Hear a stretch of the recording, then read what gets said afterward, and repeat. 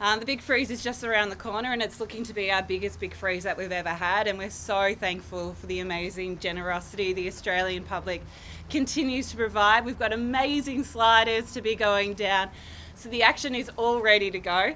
And as I said, Collingwood and Melbourne, what a game. We are absolutely on the edge of our seats to see the big freeze come to life again this year.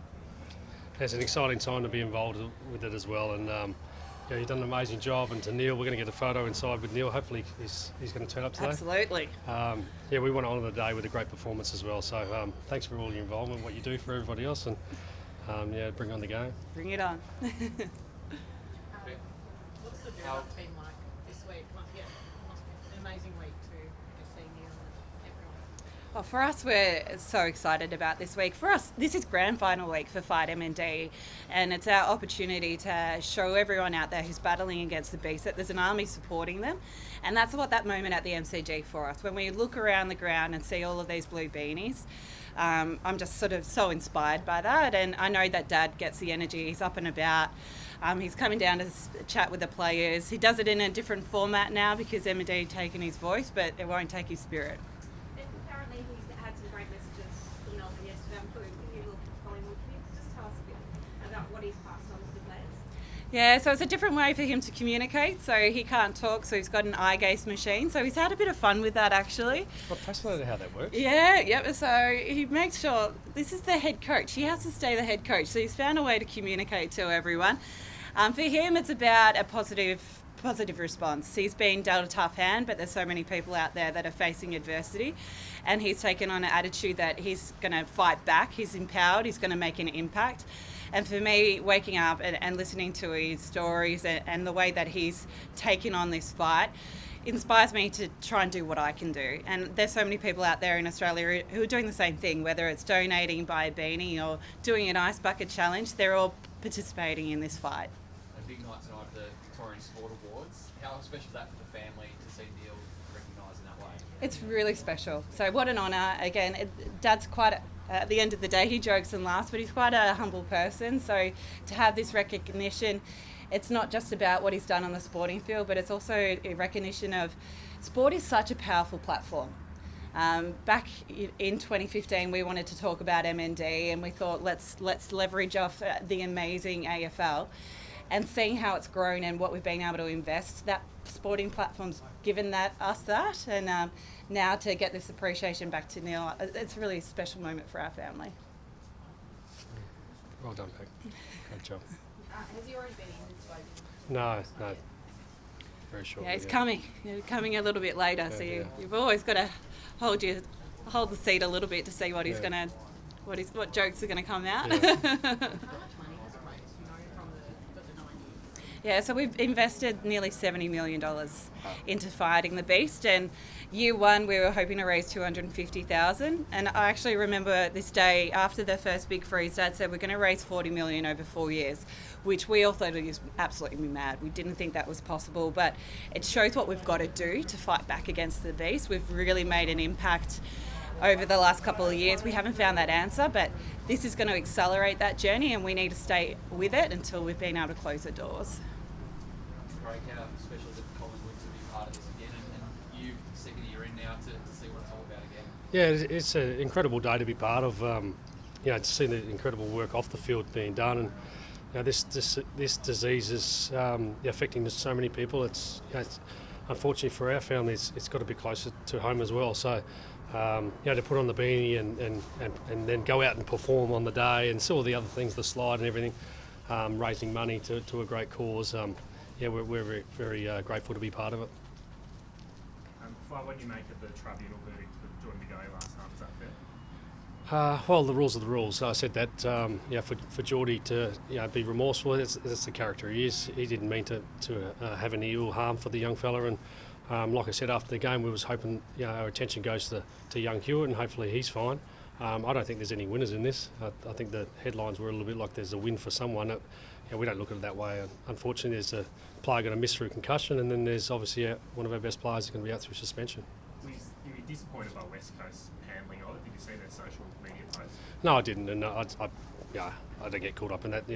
People obviously make comment, but I haven't been caught up in that. Craig, does this change how he has his bye week or anything like that?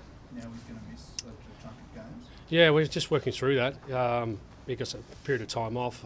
Look on the flip side, a positive out of this if you can. Geordie's going to have some time away from the club potentially, and then we get back to work. I saw last year Geordie with a bit of a spell and then a mini pre-season really spiked come September time, so we'll be aiming for something similar. Do you put parameters on him for how he spends his month off? No. Happy for him to go overseas and goes to Bali and I've got absolute trust in Geordie, yep. And we get to do that with a pre-season type block for him in 4 weeks now. Yeah. 3 plus the bye. Yeah, I think we'll give some time off to refresh this time of year, getting some energy in and whatever that looks like for him, and then he'll get back to work. And yeah, like we did last year, have 2 or 3 weeks of a mini pre-season. It served him really well, so we'll get back to that. How do you replace him for the 3 games? Well, I don't know if you can replace him, but we've got players that'll come and play a different role. We've got Paddy Lipinski, looks like he's available this week. Jamie might be available. We have to wait and see what the week looks like, and we'll make decisions later in the week. Lipinski's body of work enough to come straight back into the senior side? Yeah, he's done a power of work. He's actually done more work in the last month than he did in the full pre-season, which is exciting for us. He's our best runner. He's our highest GPS runner.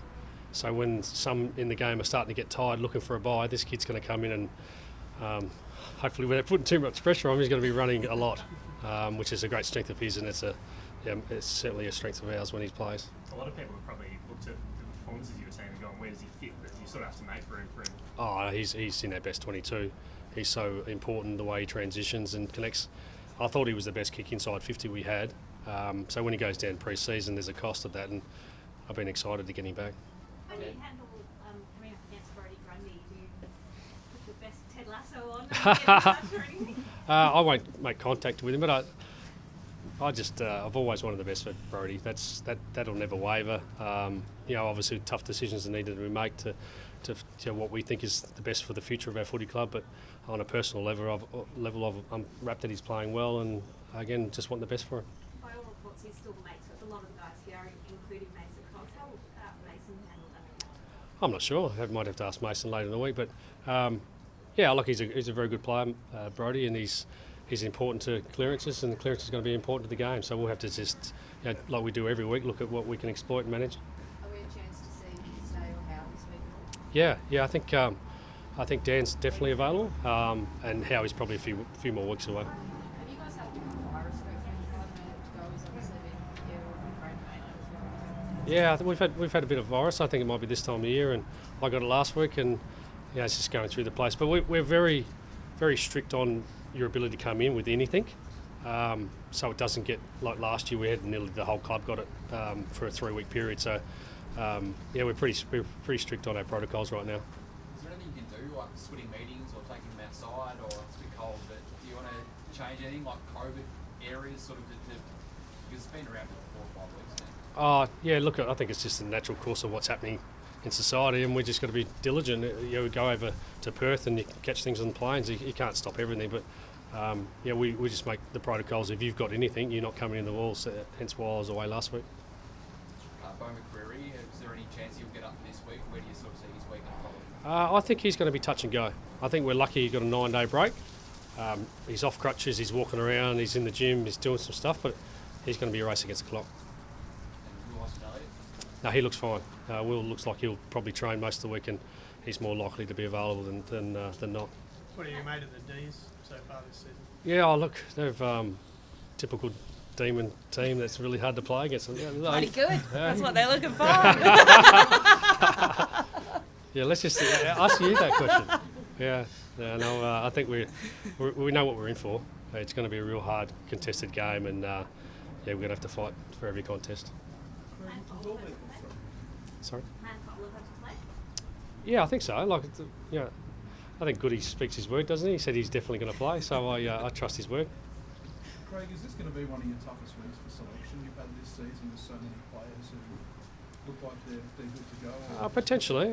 It's you talk about making decisions around selection, but often the players pick themselves. And like we mentioned about Paddy Lipinski, his running capability and what he does to our team, he just picks himself, regardless of how long he's been out of the team. And we're going to race the clock right to the end. So they're going to be decisions